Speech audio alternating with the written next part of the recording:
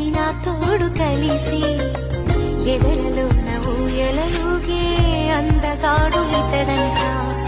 ఎదకు లోతు ఎంతో చూసి వన్నె కాడు ఎవరంట. అయిన